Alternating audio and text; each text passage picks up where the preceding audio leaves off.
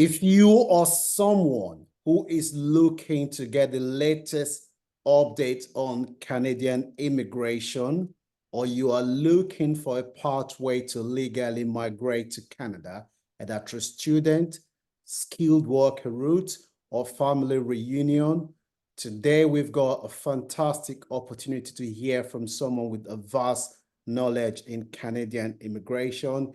He is all the way in Canada, who will be able to give us a full detailed update on the different pathway.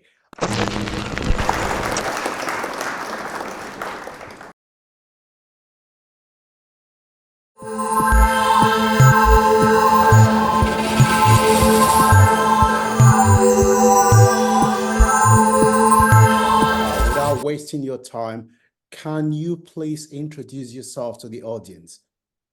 Of course. Well, first of all, a pleasure to see you and meet you, and a pleasure to see and meet all of our audience.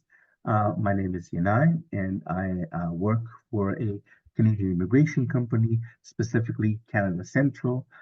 We are situated in Ottawa, in Canada, obviously the capital, and we help people from across the globe who have the skills and the determination to find a new home in Canada for themselves and their families. Okay, Joe. So for the audience, so you work for Canadian Central. That is the name of your company. Canada Central, yes, that is true. Thank you so much. So for someone who is outside Canada, who is looking for the pathway to relocate to Canada, what would you say are the easiest pathway to relocate to Canada in 2024? Well, it would really depend a lot on the person in question. Different people have different pathways, and Canada has dozens and dozens, and sometimes even more than 100 different immigration pathways and programs. So the first thing we would obviously have to do is we would have to evaluate the candidate. We would have to understand their age group, their profession, their educational history. There's a lot that goes into an evaluation of a client before we make a determination on that. But generally speaking, if you're, let's say, well educated, in the right age group, which is somewhere between 18 and 50, more or less, and you have the wherewithal to get on that journey, there are several pathways that are the most popular, such as the IEC path and the work permit, which is always popular, as well as student permit for those who wish to expand their horizon and become better skilled and better people as far as education is concerned. Good. So you said anyone between the age of 18 to 50 who have the right skill. What would you Correct, sir. consider the right skills? Well, Canada has a very rapidly expanding job market, and the Canadian people themselves are just not enough. There are 36 million Canadian right now, which is relatively a small market. There's just not enough working hands and skilled hands to fuel the market's continual growth, which is why Canada is looking outwards, looking for long haul drivers, engineers, doctors, nurses. There are a lot of professions, and the IRCC actually releases a job list of required professions that updates almost monthly of people and positions that would be valuable for the Canadian economy. But as a general speaking thing, if you have any kind of skilled labor and you're willing to work, Canada wants you. Okay, so say for instance, we've got someone in Manila or in Lagos or Ghana who is say 27 years to 35, who is say an accountant, an engineer, an IT computer engineer. What pathway would that person use to come to Canada? Well, again, ideally, the first thing we would do is we would ask them some basic pieces of information, meaning their CV that shows both their education and their work history, a picture of their passport to prove nationality, and a little bit of personal information, several questions that we have a questionnaire for them to fill out. Once we've evaluated the candidate, we will turn to one of our lawyers or RCICs which are regulated Canadian immigration consultants. We will evaluate this candidate individually and recommend several pathways that are the best suited for the candidate that would guarantee or at least maximize the chances of success. So again, from your basic information, I would probably say the work permit would sound like a good idea for them, but it is also possible that other pathways would present themselves, such as the temporary worker program and such. Okay, so I just want to make sure that I get what you're saying. Say, for instance, we're talking about myself. I want to come to Canada. I am in, say, one of those countries that I mentioned before. I am 27. I've got IT skill. So if I contact your company, you look at my profile and you will recommend, say, okay, Francis, I think that going through provisional nominee or work permit would be the best option. Is that correct? Well, yes, but you're simplifying things. Basically, what we will do is we'll provide you with a fully written report, a legal review, basically, by one of our lawyers or RCACs, detailing not only what the pathways would be, but what they would entail, what the process would be, an estimation of time that you could expect to do that. So it'll be a very detailed report, and one of our experts will review the report with you, lay out some timelines and some goals and expectations along the way, and we will literally start leading you down that path while supporting your application and document collection throughout the process. Good. So which provinces in Canada would you say are the easiest province to migrate to? Well, easiest in what way? There's two different ways to answer that question. Easiest is in the form of what's the easiest for you to get absorbed in. Obviously, where there's a like-minded community of people who've already done that, so people can find their own kind of people or their own kind of community. Sometimes people desire to move where other people have their own country or their own religion have already done so in the past, so they look for communities of the like-minded people. But if you're asking about how easy it is to get a visa approval for those provinces, then clearly Canada has a priority to populate the furthest regions and the least populated regions and try to boost up their economy. So the Atlantic provinces would be ideal for that.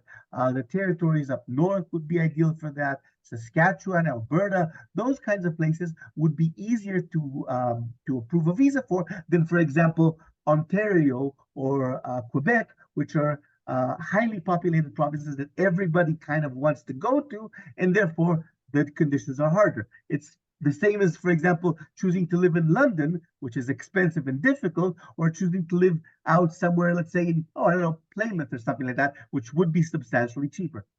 Good. So the good news for those that want to go to Canada, from what Iona is saying, is that look at the Atlantic provinces, which comprise For of New example. Brunswick, Nova Scotia, Prince Edward Island, and go to those places. Alberta, Saskatchewan, those are places that are least populated, and therefore you're likely to get a visa to go to those places. Is that correct?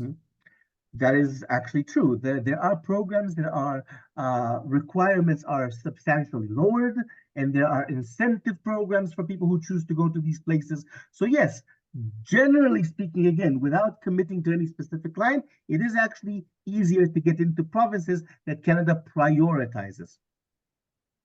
Do you have any programs that those provinces that are least populated are currently running, which the audience might be aware, might not be aware of? Or clearly. For example, the Atlantic provinces have a dedicated program called the Atlantic Program. I know, shocking, which has reduced English level requirements and reduced education requirements. And again, it allows a lot more people to come in at a lower score, because Canada has a scoring system for immigration, than normally, because again, there's an interest to bringing people in. Alberta has their own Alberta PNP program or provincial nomination program. So does Saskatchewan. These provinces have their own dedicated programs that are targeting specific audiences that they wish to grow their own local economy. And the Atlantic province, I think Alberta last 2 weeks launched the Alberta Hospitality and Tourism Stream. which started yesterday, officially yesterday. Do you have any update on that? Well, Alberta is trying to grow its tourism and hospitality economy. And as I said, there are shortages in a lot of different areas. There are shortages in cooks, there are shortages in hotel managers and stuff. There are shortages in tour operators. There's a lot of shortages. And again, the Canadian workforce is just not large enough. So if you have any experience in the hospitality or tourism industry, this is a massive opportunity for you to now find a home within Alberta and help support that growing province economy. Again, the opportunities are always dynamic with Canada. What happens today may not be relevant in 2 weeks, and what happens in 2 weeks may not be relevant in a month. So it's always important to have proper professionals helping and guiding your path and always keeping your finger to the pulse. Thank you very much. We're going to talk about students shortly. For those, if you're joining us, thank you so much for joining us. If you're watching my video for the first time, my name is Francis. I do videos on the different pathway to migrate. We are always looking out for opportunities to make your migration dream come true. You can support us by liking these videos and share this video with anyone that you know will benefit. Leave your comment in the comment section. Thank you. So in terms of students, which provinces do you think the student that wants to go to Canada the easiest? Is it fair to assume that the provinces that you mentioned before for students, those will still be the province to target? Well, ideally, yes, but students have now gone through a dramatic shift in the last few months because of a change in the student permit program. It turns out that some people have been rather liberal with their attendance to universities and colleges. So they register for the program and then don't exactly stick to its criteria. So Canada has decided to strengthen the program by requiring not just a registration for college, but actually and also an attestation letter from the province confirming such a registration, and has put caps on maximum number of students in 2024. This is basically an attempt by Canada to make sure that people who register for the universities and colleges actually do come and attend them.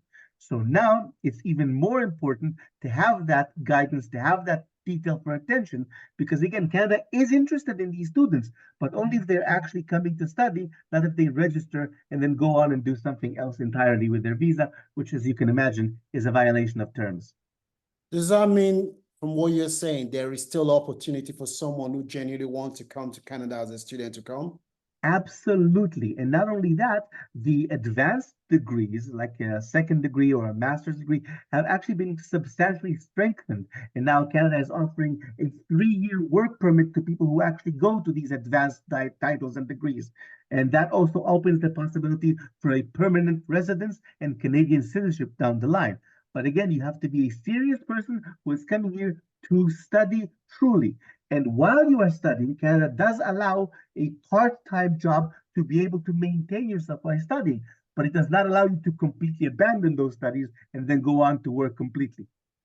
So in terms of the part-time job, am I correct in saying it is 20 hours when you're studying?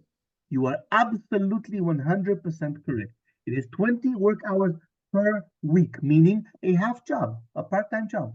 Okay, and if you came in as a master's student, once you finish your master's, you will be able to get 3 years work permit. Correct. And at the end of that 3 years work permit, you will qualify to apply for Canadian permanent residence. Is that correct? Once again, you are on the spot. That is absolutely correct. Well, Canada, I always believe that Canada is one of the most liberal country when it comes to migration, because you would not get all those opportunities in the UK, but that's a different topic for another day. Thank you so much for giving us the update. So we're going to look at what would you advise those planning to relocate to Canada that would increase their chances of fulfilling their dream of relocating to Canada? Well, what I would recommend, okay, first and foremost, I know it's a basic requirement and your listeners must already have this, but you must have finished high school. If you have not finished high school, go find the equivalency test that is the equivalent of finishing high school and get that done. Canadian immigration requires high school level education as a bare minimum to apply for a Canadian visa. Once that is done, again, work experience is crucial. You have to have at least 1 year of work in the last decade to be able to apply for that kind of work. Meaning, if you have never done, for example, truck driver as a job, you cannot just get a truck driving license and come in. You have to have a minimum of year experience in that profession in order to apply for that kind of profession. So I would say expand your education, find a profession that you know and you've done before, you have experience and you can contribute, and come at us with that.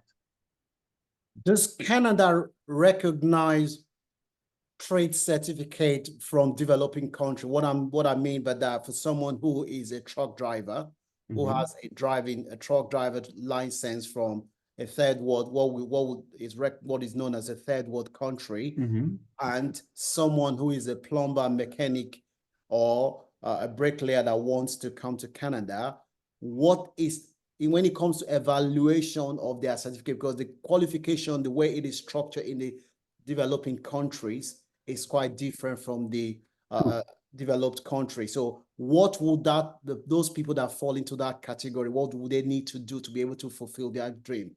That is a great question. It's complicated, as you can imagine, but I'll try to lay out some guidelines. As a general principle, there are equivalency programs that can evaluate the level of education and training that a candidate has and convert it into the Canadian standard so that the Canadian authorities can give you something equivalent to your skill levels. So either red ribbon, for example, for trades and skills, they can evaluate that kind of situation, or the ECA test for education that can evaluate your level of education and convert it into the Canadian equivalency. As for driver's licenses, again, some countries are actually acceptable and convertible. Others may require a short training course, and yet others, again, depending on the country, will require a few months of actual training before they can actually come in and drive. However, some employers, for example, trucking companies and such, may actually sponsor a truck driver with experience and guide them through the process and lead them, again, by their own connections and needs, lead them and guide them in this process and sponsor them so they don't have to do it alone. Could you kindly, after this interview, email me the link to the website of the companies that accredit tradesmen? I've got the other links for the other formal qualification, but if I don't have the tradesmen, if you send that to me, please, so I can put them on the video. Absolutely, yeah? Absolutely. So what you're saying is that if you are a carpenter, mechanic, plumber, electrician, etc., from a developing country, you can't come to Canada if you accredit your qualification to the Canadian standard. If it is in fact convertible, yes. If it is not, then you have to come into Canada and do again a course or a trade course that will allow you to take your skills and supplement them to the level that Canada requires. Most are convertible to some level or another, but occasionally you will need additional training. So again, each candidate is judged by their own skills and merits. So would Canada grant work permit to someone whose trade certificate is not convertible? Again, it really depends on the profession, it really depends on the skill, it depends on the age. There's a lot of complexity to that question. I cannot just easily answer it. I would say that everybody has a fair shot. Canada is interested in people that have skills and unique trades, but every case is evaluated individually, which is exactly why we need experts. Otherwise, anybody could just walk in the door. The experts here are, the work that we do is trying to find each and every individual the right match that will maximize their chances of success. Okay, so I think we may have covered this question, but it's important to touch on it again. The current immigration program, which do you think are easier for those who wish to migrate to Canada can use to achieve their migration dream? I think you may have, if you just briefly expand on that a little bit, please. Again, with the same caveat as complexity and each case as an individual case, I would say that if you're coming from Europe, for example, then the IEC programs would give you a very fair chance But again, depending on the individual person, some people would actually find it better or more faring to do it with the work program. If you speak French, then the Francophone, Mobilité Francophone, could actually be quite useful for you. So again, there are over 100 different immigration programs currently open. I would literally have to evaluate each candidate and give you a proper answer that would fit that case, not a general cover-all kind of answer. Okay, so I want to quickly ask you a question about the student. So for someone who comes to Canada with a new change now, who is studying in Canada, am I correct to say they cannot bring their family to join them in Canada whilst they're studying? That is correct currently. It didn't used to be correct, but because of the reforms that I aforementioned, um, now that is actually true. A candidate can come into Canada and study. He can or she can bring underage children if they have, and they will receive permits to study in Canadian schools and high schools, but they cannot bring the spouse or the entire family as of right now. However, again, once the first full year of studies has been completed, the situation might dramatically change. Again, once we've proven that this is a serious candidate that is studying, that is actually meeting up with their obligations, the situation might change and we can submit a follow-up request for family unification and try to bring the family aboard. Good. So are there any upcoming changes to immigration policies which the viewer needs to be aware of and pay more attention to? Well, the situation, as I said, is quite flexible right now, and it's changing all the time. Some of the provinces have rather conservative local governments, and others have liberal. So fluctuations happen both in the province, happen both in the, my apologies, changes happen both in the province level and in the federal level. So yes, all the time, every couple of months, we have some change or another in one of the programs, which is again why I recommend using licensed RCMCs, using companies that have experts on board that know what they're doing. There is constantly changes in the programs. Nothing is static in Canada. Absolutely nothing. Okay. So I want you to speak directly to someone, to someone or people who wish to come to Canada. Just give them advice, give them advice on what they can do to increase their chances of coming to Canada, please. Well, what you could do, first of all, is have everything in English. Try to translate as many of your certificates, as many of your credentials into English. Have an organized CV clearly showing your skills, clearly showing your education level, any unique certificates that you might have from other jobs that you've trained in the past. If you have a forklift driver license, if you've done any kind of professional training, have all those certificates in English, ready to go, have your educational certificates set and ready, birth certificates, everything that you could possibly have in the English language, testifying to your life, your skill, your citizenship, as much as you can build up to prove to Canada that you have the knowledge, the age, the skill, the education, and the willingness to become a contributing member of Canadian society and economy. Last question, what time frame is there? What is the average time frame? I know I don't expect you to have a fixed time frame, but what is the average time frame? Well, again, it depends on the individual. The shortest possible time frame for work, again, not just as a visitor, but for work, the shortest possible time frame would be anywhere from 3 to 4 months as a bare minimum. However, most applications, most of them would range more in the 6 to 10 month range. So that is a more realistic expectation. So we're looking at between 3 months to 10 months. Yes, in the broader spectrum, sure. But again, most people should probably aim to the 6 to 10 range and hopefully be pleasantly surprised. Good. So in terms of fee, I don't want you to give me the specific fee. What is the average cost of Canada Central Services to apply? That's a difficult question to answer again because our packages are modular based on the customer's needs, skills, and the volume of work that is involved. Let's just say that we start at the evaluation cost, which is about 500 euros. I would say 750 Canadian. I think that's 500 euros. Catch me if I'm wrong. That's just to again to get into the case, dig into the data, evaluate the client, and give them a proper legal document evaluating their chances and giving them the path forward. From that point on, we sit together with them, explain what services we can offer, tailor a package for exactly what that specific client needs or wants. Sometimes they can want things that they don't need, but that's legitimate. And then we can give them a quote, we can give them a price offer. Honestly, at this point, hard for me to tell. It's very individualized. Okay. Did you say the initial consultation is 50 euro or 500 euro? Again, it's 750 Canadian dollars. If Okay. I'm not mistaken, that's about 500 euros. Again, I'm not 100% sure on the euro conversion from Canadian, but I think that's the right amount. Okay. And anyone that wants to reach you can reach you on your Absolutely. email. Absolutely. On our website, canadacentral.ca.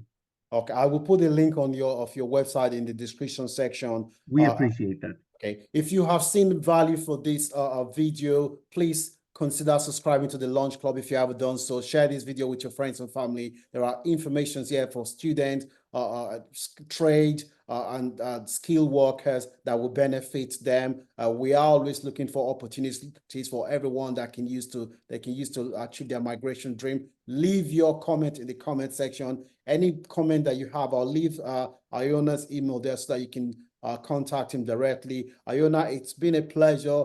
Thank you so much for your time. And Thank you, Francis, for inviting me on your show. It's a pleasure to be here. thank you. Have a nice evening. You as well. Cheers.